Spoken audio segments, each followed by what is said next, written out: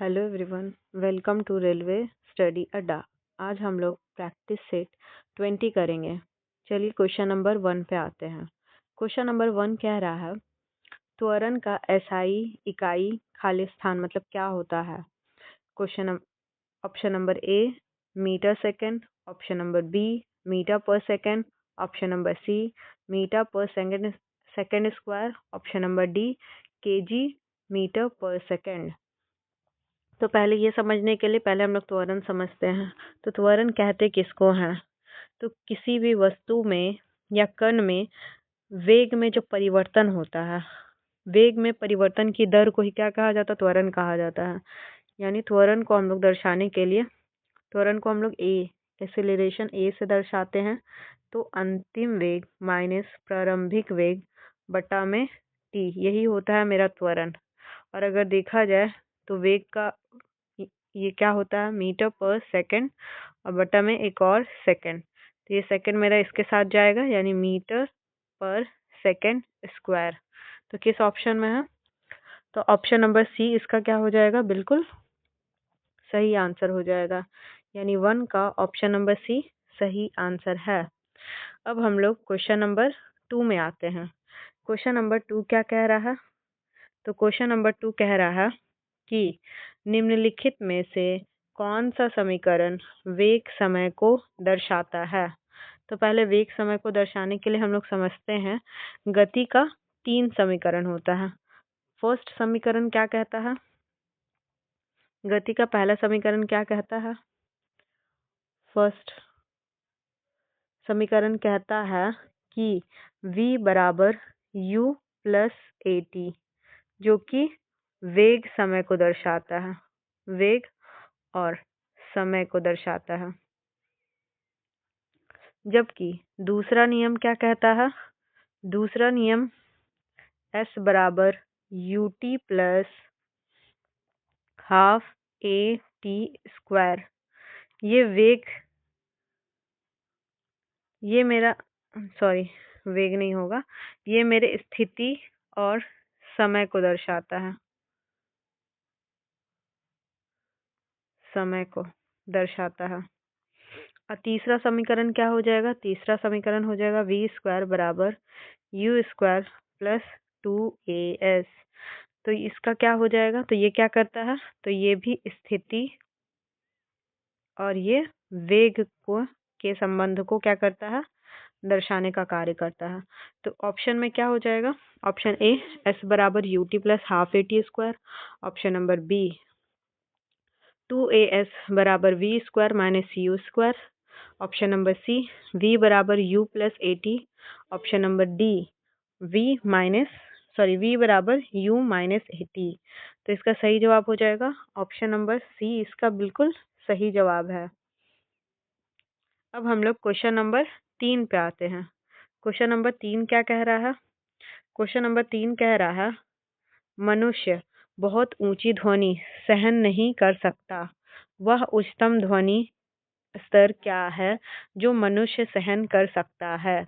Option number A 100 decibel, option number B 80 decibel, option number C 40 decibel, option number D 115 decibel.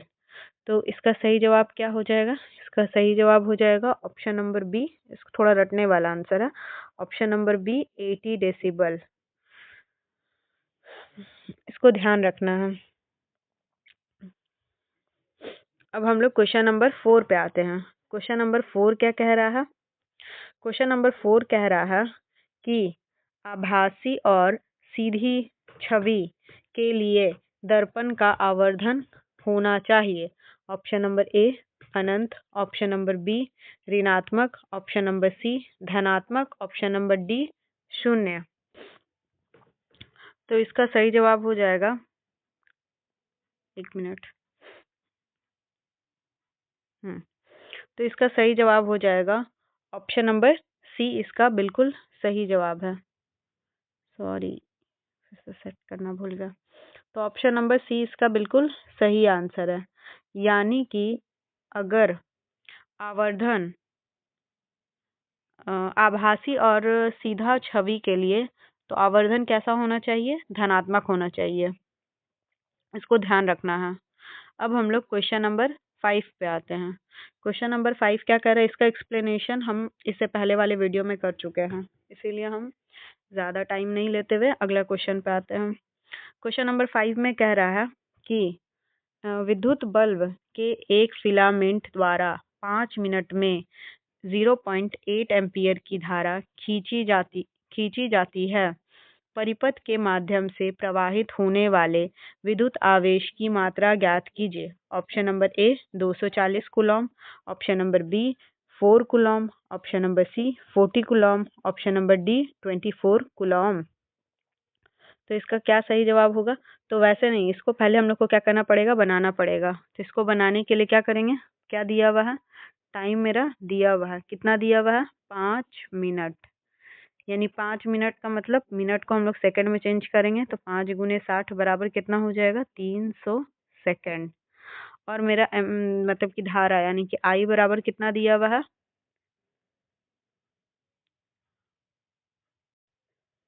आई बराबर मेरा दिया हुआ है 0.8 ampere. तो आवेश Q बराबर क्या पूछ रहा है? Q बराबर होता है IT, यानी कि 300 और गुने 0.8। ये पॉइंट हटा तो एक ये चला गया, 240 कूलॉम इसका सही जवाब हो जाएगा। यानी किस ऑप्शन में है? ऑप्शन नंबर ए इसका बिल्कुल सही आंसर है। Option number A 240 Coulomb. अब हम लोग क्वेश्चन नंबर 6 पे आते हैं। क्वेश्चन नंबर 6 क्या कह रहा है कि यदि धारा 10 एम्पियर और प्रतिरोध 50 ओम हो तो विभवांतर ज्ञात करें। ये भी बता चुके हैं बहुत बार कि अगर दिया हुआ रहेगा, यानी कि आई बराबर मेरा कितना दिया हुआ है? 10 एम्पियर। आर बराबर मेरा कितना दिया हुआ है? 50 ओम। तो पूछ क्या रहा है? वी। तो वी बराबर क्या होता है? I R. तो क्या करना है? 10 गुने 50, यानी कि कितना हो जाएगा?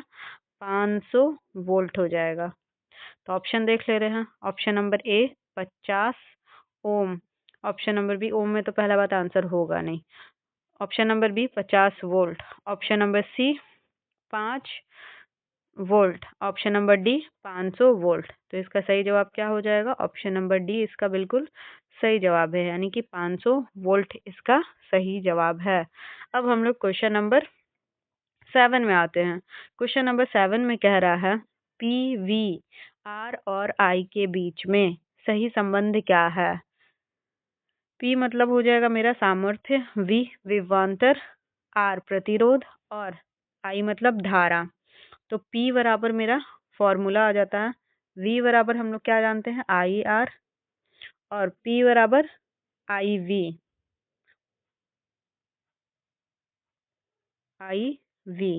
यानी P बराबर क्या हो जाएगा? I का I, V is equal to I R, यानी P इज इक्वल टू क्या हो जाएगा? I square R. इसको ध्यान रखना है। यानी किस ऑप्शन में है? ऑप्शन नंबर ए P बराबर V square I R, option number B V square बटा में I R, option number C P बराबर I square R, option number D P2 बराबर वी आई आर स्क्वायर। तो यानी इसका सही जवाब क्या हो जाएगा 7 का? तो इसका सही जवाब हो जाएगा option number C, P is equal to I I square R हो जाएगा, इसका सही जवाब है। अब हम लोग क्वेश्चन नंबर 8 पे आते हैं। क्वेश्चन नंबर 8 क्या कह रहा है? क्वेश्चन नंबर 8 कह रहा है प्रत्येक 10 ओम के 2 प्रतिरोध समानांतर क्रम में संयोजित हैं। इसके बाद इस संयोजन को 10 ओम के तीसरे प्रतिरोध और 6 वोल्ट की बैटरी के साथ श्रेणी क्रम में संयोजित किया जाता है। बैटरी द्वारा आपूर्ति की गई शक्ति खालिस्तान होगी। क्वेश्चन सबको समझ में आ गया होगा। अब एक बार ऑप्शन पढ़ ले रहे। ऑप्शन ए में है 5.4 watt, option number B 10.8 watt, option number C 2.4 watt, option number D 1.2 watt. तो अब इसको बनाने का सॉल्यूशन क्या हो जाएगा? पहले तो फिगर को, अगर जिसको फिगर थोड़ा समझना है वो समझ लीजिएगा, ऐसे ज़्यादा इम्पोर्टेंट नहीं है क्योंकि एग्जाम में हम लोग को फिगर बनाना नहीं रहता है। इस टाइप से ये है, फिर यहाँ पे इस टाइप से, ये यहाँ पे मेरा वोल्ट मान लीजिए 6 वोल्ट का लगा हुआ है, यहाँ पे 10 ओम का है, और ये मेरा खुद 10, ये भी 10 ओम का है, ये वाला भी 10 ओम का है। तो पहले तो समानांतर क्रम वाले निकालेंगे, यानी 1/10 प्लस 1/10 बराबर 2/10 का मतलब 1/5 यानी 5 ओम। इतना सबको समझ आ गया होगा। उसके बाद श्रेणी क्रम में 5 और 10 को ऐड करेंगे, 5 + 10 श्रेणी क्रम में कितना हो जाएगा, 15 ओम हो जाएगा। उसके बाद अगला में क्या बोल रहा है कि कितनी शक्ति यूज किए गया है, तो कितना शक्ति, तो हमको क्या निकालना है, P बराबर क्या हो जाएगा, V² बटा में R हो जाएगा। तो V मेरा कितना दिया हुआ, 6 छके 36, और बटा में R कितना है, 15, 15 दूनी 30, 2 पॉइंट, फिर उसका 15 चौके 60, यानी 2.4 वॉट हो जाएगा। तो इसको ध्यान रखना है, यानी क्या हो जाएगा, 2.4 वॉट इसका सही जवाब हो जाएगा, यानी ऑप्शन सी इसका बिल्कुल सही जवाब है। अब हम लोग आते हैं क्वेश्चन नंबर 9 पे। क्वेश्चन नंबर 9 कह रहा है प्रोकैरियोटिक राइबोसोम की उप इकाई संरचना क्या होती है। ऑप्शन नंबर ए 50s और 40s, option number B 60s और 40s, ऑप्शन नंबर सी 50s और 30s, option number D 0s और 30s। तो इसको ध्यान रखना है, इसका डायरेक्टली बस ध्यान रख लेना है। इसको हो जाएगा ऑप्शन नंबर सी 50s और 30s, इसका क्या है, बिल्कुल सही जवाब है। अगर तो राइबोसोम क्या करता है, राइबोसोम प्रोटीन का संश्लेषण करता है, इसको भी ध्यान रखना है। अब हम लोग क्वेश्चन नंबर 10 पे आते हैं। क्वेश्चन नंबर 10 क्या कह रहा है, क्वेश्चन नंबर 10 कह रहा है एक लंबा वृक्ष अपने अपशिष्ट उत्पादों को कहाँ संग्रहित कर सकता है। ऑप्शन नंबर ए पुराने जालम यानी हार्डवुड में, ऑप्शन नंबर बी पुरानी जड़ों में, ऑप्शन नंबर सी अंतरकोश के अंतरालों में, ऑप्शन नंबर डी छाल के उत्तकों में। यानी इसका सही आंसर क्या हो जाएगा, ऑप्शन नंबर ए इसका क्या है, बिल्कुल सही आंसर। यानी पुराना जालम जो होता है उसमें सारे अपने अपशिष्ट को क्या कर लेता है, ये जमा कर लेता है, संग्रहित कर लेता है। अब हम लोग क्वेश्चन नंबर 11 पे आते हैं। क्वेश्चन नंबर 11 कह रहा है कि एक मिनट, क्वेश्चन नंबर 11 कह रहा है मानवों में लिंग गुणसूत्रों के कितने युग्म मौजूद होते हैं। जो कि लिंग गुणसूत्र यानी कि वो लिंग का निर्धारित करने का कार्य करते हैं। तो एक ही जोड़ा होता है, तो ऑप्शन पढ़ ले रहे हैं। ऑप्शन नंबर ए 1 मतलब 1 युग्म, ऑप्शन नंबर बी 3 युग्म, ऑप्शन नंबर सी 2 युग्म, और ऑप्शन नंबर डी 4 युग्म। तो कौन सा हो जाएगा, ऑप्शन नंबर ए 1 युग्म इसका हो जाएगा। युग्म मतलब ही जोड़ा होता है। तो पेयर में होता है कौन कौन सा, एक्स और वाई। यही क्या करता है, बेबी कैसा होगा उसको उसका निर्धारण करता है। और ये फीमेल में फीमेल, ये मेल का हो गया, और फीमेल में क्या होता है, एक्स और एक्स होता है, एक्स एक्स क्रोमोसोम होता है। अब हम लोग क्वेश्चन नंबर 12 पे आते हैं। क्वेश्चन नंबर 12 क्या कह रहा है, निम्नलिखित में से किस समूह में बैक्टीरिया जैसे प्रोकैरियोटिक कोशिका तंत्र वाले एक कोशिकीय जीव समाविष्ट होते हैं। यानी इसमें केंद्रीय पटल नहीं पाया जाता, रहित है। तो अब हम लोग ऑप्शन पढ़ते हैं। ऑप्शन नंबर ए कवक, option number B Monera, option number C Protista, option number D Plantae. तो इसका सही जवाब हो जाएगा मोनेरा। ऑप्शन नंबर बी इसका बिल्कुल सही जवाब है। मोनेरा में एक कोशिकीय जीव आते हैं, जैसे कि कौन कौन, जीवाणु हो गया, नील हरित शैवाल हो गया, ये सब एक मोनेरा जगत में आते हैं। अब हम लोग क्वेश्चन नंबर 13 पे आते हैं। क्वेश्चन नंबर 13 में कह रहा है इनमें से किस जीव में 3 कोष्ठीय हृदय होता है। ऑप्शन नंबर ए मछली, ऑप्शन नंबर बी पक्षी, ऑप्शन नंबर सी मेंढक, ऑप्शन नंबर डी मनुष्य। तो क्या हो जाएगा आंसर, ऑप्शन नंबर सी इसका मेंढक बिल्कुल सही आंसर है, सी। यानी कि 3 कक्षीय किसमें किसमें पाया जाता है, तो उभयचर हो गया, ध्यान रखना है, उभयचर वर्ग वाला और सरीसृप वर्ग, जिसमें सरीसृप में एक अपवाद है, कौन, मगरमच्छ। तो मगरमच्छ का कितना चेंबर होता है, तो 4 चेंबर, और अगर देखा जाए तो स्तनधारी का भी 4 चेंबर होता है, ध्यान रखना। अब हम लोग क्वेश्चन नंबर 14 में आते हैं। क्वेश्चन नंबर 14 कह रहा है, निम्नलिखित में से कौन सा अमाशय में बनने वाला एक प्रोटीन पाचक एंजाइम है, यानी प्रोटीन को पचाने का कार्य करता है। Option number A HCl, option number B enterokinase, option number C pepsin, option number D maltase. तो इसका सही जवाब क्या हो जाएगा, पेप्सिन इसका बिल्कुल सही जवाब है, यानी ऑप्शन नंबर सी इसका बिल्कुल सही जवाब है। तो ऑप्शन नंबर सी जो पेप्सिन है वो कहाँ बनता है, तो अमाशय में बनने वाला एक पाचक एंजाइम है, जो क्या करता है, प्रोटीन को पेप्टाइडोग्लाइकिन में तोड़ देता है। अब हम लोग क्वेश्चन नंबर 15 में आते हैं। क्वेश्चन नंबर 15 क्या कह रहा है, मानव रक्त प्लेटलेट्स खाली स्थान छोड़ते हैं जो रक्त की थक्का बनाने में मदद करता है। Option number A prothrombin, option number B fibrin, option number C fructose, option number D sucrose. यानी इसका सही जवाब क्या हो जाएगा, तो प्रोथ्रोम्बिन ऑप्शन नंबर ए इसका बिल्कुल सही जवाब है। यानी कि जो ब्लड को क्लॉट करने में प्रोथ्रोम्बिन के ही कारण क्या होता है, ब्लड को क्लॉट करने में मदद करता है, और विटामिन के कारण रक्त में क्या होता है, थक्का जमने में सहायक होता है, ये भी वही करेगा।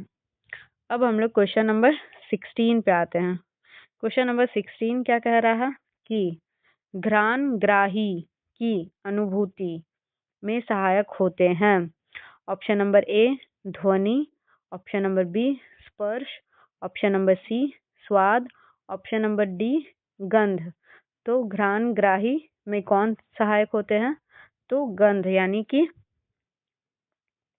यह हमारी नाक में स्थित होता है, इसको ध्यान रखना है, ठीक है। यानी कि 16 का ऑप्शन नंबर डी इसका बिल्कुल सही जवाब है।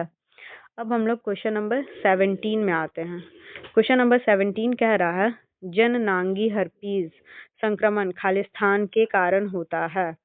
ऑप्शन नंबर ए जीवाणु, option number B protozoa, option number C कवक, ऑप्शन नंबर डी विषाणु। यानी कि इसका सही जवाब क्या हो जाएगा, ऑप्शन नंबर डी विषाणु इसका क्या है, बिल्कुल सही जवाब है। यानी ये विषाणु से होने वाला रोग है, और क्या होता है, किस वायरस से होता है, तो सिंप्लेक्स वायरस, जो कि जननांग में दाद का कारण बनता है, ध्यान रखना है। अब हम लोग क्वेश्चन नंबर 18 में आते हैं। क्वेश्चन नंबर 18 क्या कह रहा है कि 18 में कह रहा है, पौधे में बौनापन निम्नलिखित में से किसके उपचार द्वारा नियंत्रित किया जा सकता है, यानी किसके उपचार करेंगे तो उस पौधे में बौनापन नहीं आएगा। Option number A cytokinin, option number B ethylene, option number C gibberellin अम्ल, ऑप्शन नंबर डी ऑक्सिन। तो इसका सही जवाब जो जिब्रेलिन होगा, इसका सही जवाब हो जाएगा ऑप्शन नंबर सी, इसका बिल्कुल सही जवाब है। यानी जिब्रेलिन क्या करने का काम करता है, तो मतलब कि जो कोशिकाएं होती है उसको लंबे करने का कार्य करता है, यानी जो पौधा बौना हो जाता है उसमें इसका उपयोग से क्या हो जाता है, पौधे में वृद्धि होता है, इसको ध्यान रखना है।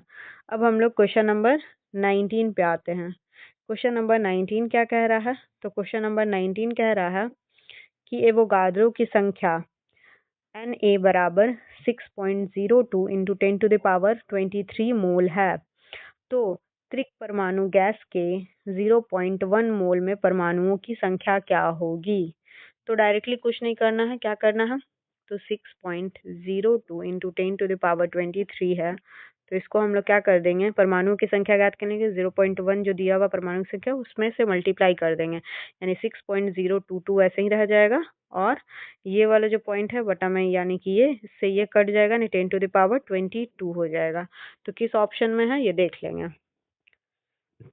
ऑप्शन नंबर ए 6.02 into 10⁻22, option number B 1.806 into 10⁻23, option number C 1.806 into 10⁻22, option number D 3.6 into 10⁻23।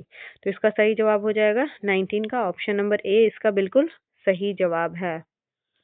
अब हम लोग क्वेश्चन नंबर 20 पे आते हैं। क्वेश्चन नंबर 20 क्या कह रहा है, तो न्यूलैंड के अष्टक में किन दो तत्वों के गुण समान पाए गए थे। ऑप्शन नंबर ए लिथियम और sodium, option number B sodium और magnesium, option number C hydrogen और thorium, option number D calcium और क्लोरीन। तो इसका सही जवाब क्या हो जाएगा, तो न्यूलैंड के अष्टक नियम में पहले क्या बताया जाता है कि जो हर 8वें तत्व का क्या हो जाएगा, गुण पहले तत्व के गुण के मतलब गुणधर्म जो है वो बराबर होगा। यही चीज न्यूलैंड जी बताए थे। अब इसका सही जवाब क्या हो जाएगा, यानी कि ऑप्शन नंबर ए इसका बिल्कुल सही आंसर, यानी लिथियम का गुण जो है वो सोडियम में मैच करेगा, पर ऐसा ज्यादा हो नहीं पाया था तो इसी के लिए इनका ये भी फेल हो गया था। अब हम लोग क्वेश्चन नंबर 21 में आते हैं। क्वेश्चन नंबर 21 कह रहा है कि सल्फर की परमाणुकता क्या है। ऑप्शन नंबर ए बहुपरमाणुक है, ऑप्शन नंबर बी द्विपरमाणुक है, ऑप्शन नंबर सी एक परमाणुक है, ऑप्शन नंबर डी त्रिक परमाणुक है। तो ये हम बहुत बार बता चुके, एक परमाणुक जैसे हीलियम, फिर न्यून, जितना इस टाइप का गैस मतलब कि जो अक्रिय गैस है उसका एक एक परमाणुक है, वो सबका एक परमाणु संख्या एक होता है। अब जैसे ऑक्सीजन है, ऑक्सीजन का कितना द्विपरमाणुक हो जाएगा, अगर ओजोन का ले लीजिएगा तो त्रिपरमाणुक हो जाएगा, लेकिन अगर फॉस्फोरस का P4 ले लिया गया तो 4 परमाणुक हो जाएगा। वैसे ही सल्फर का S8 होता है, यानी 8। अष्ट वाला कुछ दिया हुआ नहीं है, यानी कि बहुपरमाणुक में ये आ जाएगा। तो इसका सही जवाब क्या हो जाएगा, ऑप्शन नंबर ए इसका बिल्कुल सही जवाब है, यानी कि 21 का ऑप्शन नंबर ए ध्यान रखना है। S8 होता है सल्फर S8। अब हम लोग क्वेश्चन नंबर 22 में आते हैं।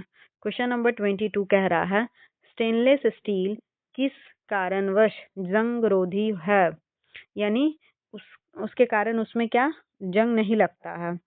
तो स्टेनलेस स्टील में ऐसा क्या डाला जाता है, तो option number A carbon, option number B sulphur, option number C vanadium, option number D chromium.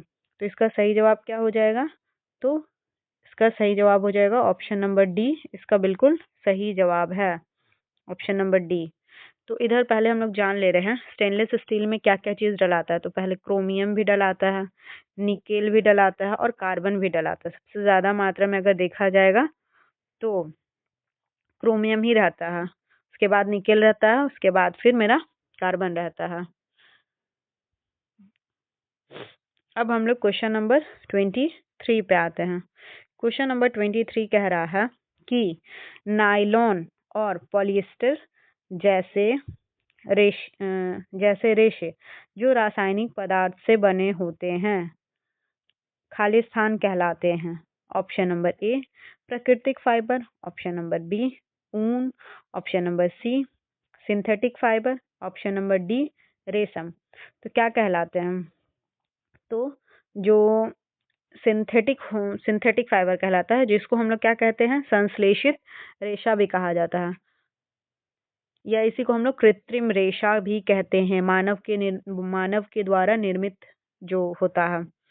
और ये बहुलक यानी कि ये सिंथेटिक फाइबर का होता है, ध्यान रखना है। ये बहुलक के प्रकार है दोनों जो। हाँ, अब हम लोग नायलॉन, पॉलिएस्टर, रेयॉन ये सब का भी ध्यान रखना है इसको। अब हम लोग क्वेश्चन नंबर 24 पे आते हैं। क्वेश्चन नंबर 24 कह रहा है कि टेबल दानेदार, सॉरी इसको लिख दे रहे हैं option number C. Question number 24 कह रहा है टेबल दानेदार चीनी खालिस्तान के रूप में जाना जाता है। Option number A sucrose, option number B dextrose, option number C glucose, option number D fructose. यानी इसका सही जवाब क्या हो जाएगा? ऑप्शन नंबर ए सुक्रोज इसका क्या है? बिल्कुल सही जवाब है। यानी टेबल ग्राउंडेड शुगर जो होता है उसको क्या कहते हैं? सुक्रोज कहा जाता है। ये एक तरह का कार्बोहाइड्रेट है जो बहुत सारे मतलब कई अलग अलग पौधों के भागों में पाया जाता है। ये शर्करा का ही एक रूप हुआ। सुक्रोज हम लोग का जैसे किसमें पाना किससे किससे निकाला जा सकता है? गन्ना, चुकंदर, ये सब से हम लोग सुक्रोज को प्राप्त करते हैं। अब हम लोग एंड द लास्ट क्वेश्चन 25 को करते हैं।